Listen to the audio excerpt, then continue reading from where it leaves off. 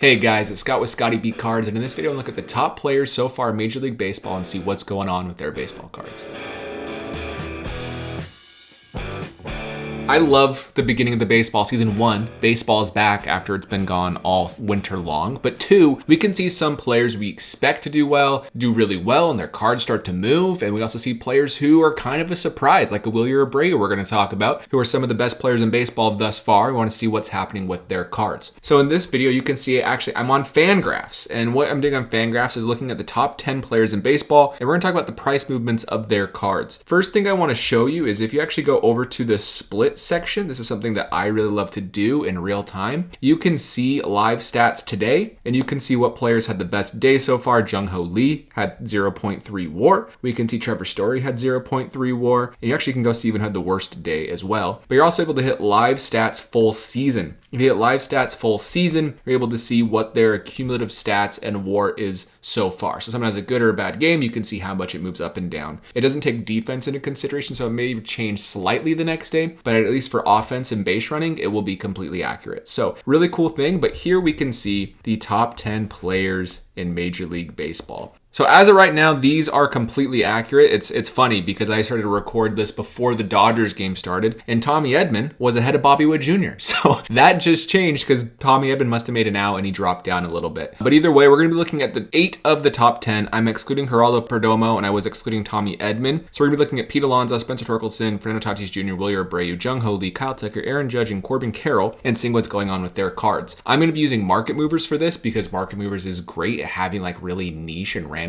cards in their database versus a card ladder or different platform that can track cards. So I'm going to pull that up now. And the very first player is Pete Alonso. You can actually categorize me as a Pete Alonso hater. I'm okay with that. Not because I don't think he's good, but from a baseball card perspective, I may have been overly critical on Pete Alonso. I like him as a player. I have no issues with him from like a baseball perspective, but I always thought his cards were something I wouldn't want to put my money into because he's 30 years old. Last year wasn't really great. You know, he's had a couple really great years, a couple okay years. His OPS was below 800 last year, I believe, but he's been awesome so far this year, and his cards are moving accordingly on the autographs, and the other more common cards aren't moving. But we're seeing here, this is last 90 days. The good thing about market movers is I'm able to like toggle really quickly between grades as well as days if I wanted to change time frames. I did not do 180 days for Pete Alonso because of this random outlier sale on November 1st for his Bowman Chrome autograph. If we do the last 90 days, it's more accurate to what the market was prior to the season. But we can see this dark blue line is his Bowman Chrome autograph. It's up 28%, up from, what was it, $295. The last sale was $376. So a pretty good jump for Pete Alonso. You also can see the magenta, the pinkish line right here. That one is actually his Topps Chrome autograph. That one's up 43%, even higher than his Bowman Chrome. Started at 160, all the way up now to 229. But then we can see some interesting movements with like his Topps Chrome Sapphire. It's down, and we can see with his gold flagship card, it's also down. So it's interesting to see, yes, some of his cards are up, some of his cards are down. I don't think people have quite accepted Pete Alonso yet, but this may be the new Pete with Soto in front of him as well as Lindor. He could just be having a really great year and a new contract year, and he wants to get paid. So that's what he's trying to do. Next up, like we talked about, we have Spencer Torkelson. He is someone who's really breaking out, and someone who was drafted #1 overall a few years ago, like literally the first pick, and not just the Tigers organization, but Major League Baseball. They thought he was MLB ready, and he wasn't. But now we can see he is, and this is where we start to see actual movement on his cards. Here is his Topps Chrome autograph rookie card. This is a PSA 10 refractor. It last sold in November for, what was it, $61 all the way up to $230. It's up 277%. His gold flagship last sold for $18. It's the dark blue line right here at $18. But before that, it sold for $7.50. So it's up 140%. His Sapphire base card was $36 in a PSA 10, and now it's at $50. So we can see big movement across all of his cards overall. So if you have Spencer Torkelson cards, now may be the time to sell them. Or if you believe that he'll continue this dominance, hold them on a little bit longer. But we're seeing ups across almost all of his cards. After Torkelson, we have Fernando Tatis Jr. He is being good offensively and defensively. 2 years ago, he won the Platinum Glove, was subpar offensively. And then last year, he was a better offensive player, but wasn't great defensively. This year, if he's able to do both, right now you can see this this is what makes up WAR. You see the BSR, that's base running, offense, and defense. So he's positive. He's positive across every single one of these, like we're going to see with a couple other players as well, like a Corbin Carroll or even a Jung-Ho Lee. But he's doing great. He has 1.1 WAR. He already has 4 home runs, and he looks fantastic. So let's go see what his cards are doing. We'll be quick with Tatis because he's flat or down. People still don't like Tatis. Maybe it's a personality thing. Maybe it's because they can't get over the steroid thing. Either way, his cards are basically flat or down for a lot of them. It may not be all of them, but for a lot of them that I checked, that's how his cards are. We'll see how that goes. If he wins an MVP this year or next year, how will his cards react? Your guess is as good as mine, but that's Tatis and where he's sitting.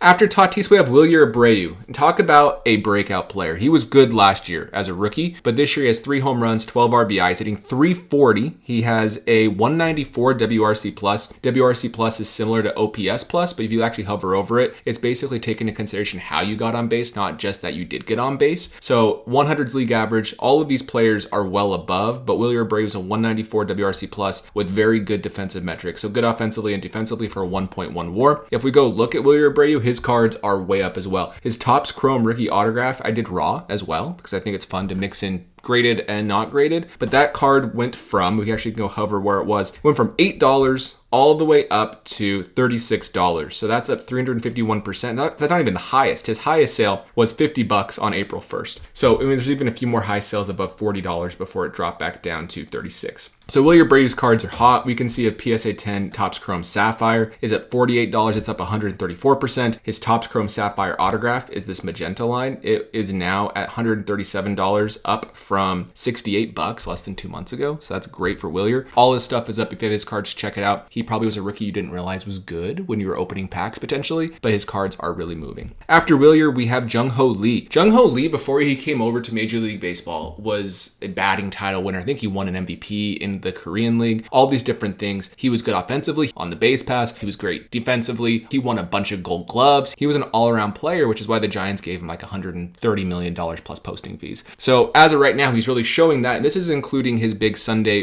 against the Yankees, where he had 2 home runs. Now he's at 3 home runs, 11 RBI. He's hitting .352. He has a 214 WRC plus, very positive base running. And on top of that, he is at .3 defensive WAR. So he's doing well here as well. So for a total of 1.2 total WAR. So look at Jung-Ho Lee's cards. They are up.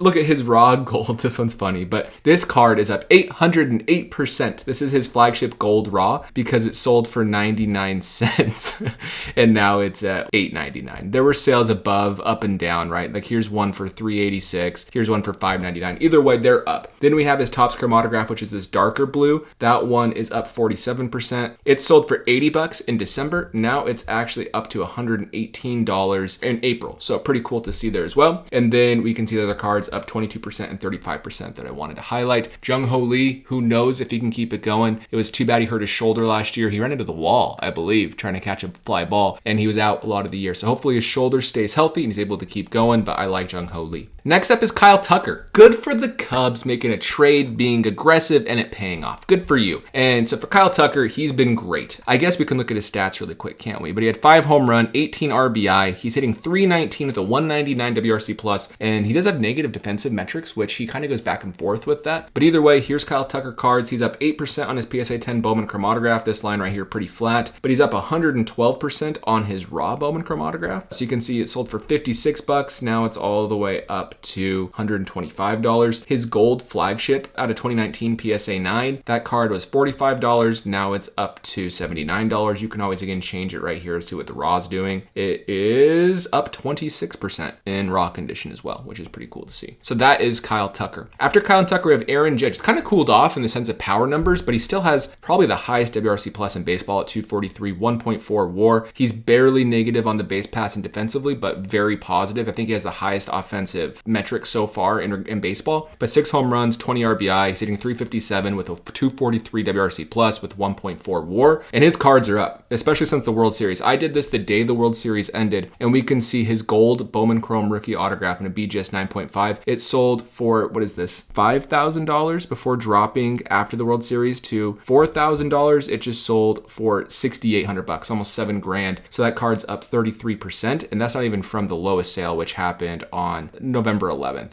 But we also can go check out his Topps Chrome PSA 10, his flagship PSA 10 Topps Chrome. It was selling for a whopping $113 up to $200. You could have doubled your money in just this few time frame. Buying in the offseason really is the best strategy in baseball by far, and selling right when players are hot is the best strategy. I know that sounds silly, but it's pretty predictable. But we can see his BGS 9.5 autograph Bowman Chrome, the dark blue line, is up 31%, and his Topps Chrome BGS 9.5 base rookie autograph is up 44%. Then the last player we want to talk about is Corbin Carroll. He is improving immensely. He's had shoulder issues. He had a terrible first half in 2024, but he looks really, really good right now. Like MVP frontrunner good in the NL by far, in my opinion. But we can see Corbin Carroll has 5 home runs, 10 RBI. He's hitting .333 with a .207 WRC plus while still being an elite base runner and an elite defender. That's the big thing for Corbin Carroll that's new, and his cards have responded appropriately, up 43% for the dark blue. This is his PSA 10 Bowman Chrome autograph. We can see his gold flagship raw is up 92%. That's the light blue line. We can see the yellow line is his PSA 10 refractor from Topps Chrome, up 83%, and even his Topps Chrome is up slightly. We can see it drop down in the offseason. What was the lowest point for his PSA 10 Topps Chrome autograph? It was $138. Now it's back up to $225. So yes, good play does correlate to higher prices. I know that's not groundbreaking analysis on my part, but it's fun to see how much price movements are going on and how it can pay off if you believe in a guy and it works out for you. So let me know in the comments down below if you liked this type of video, if you want me to do the same thing for the players who are doing poorly that were expected to be good. If you do, I'll do this exact same thing. Let me know if you like the style of showing live market movers data. If you do, that's great. I'll keep doing that. If you'd like to try market moves, you actually can get 2 weeks for free on a trial and then 30% off whatever you go with after the trial if you like it. And you can use my code, it's scottieb. You can follow the link in the description if you're interested. And other than that, thank you for watching, and I'll see you in the next video.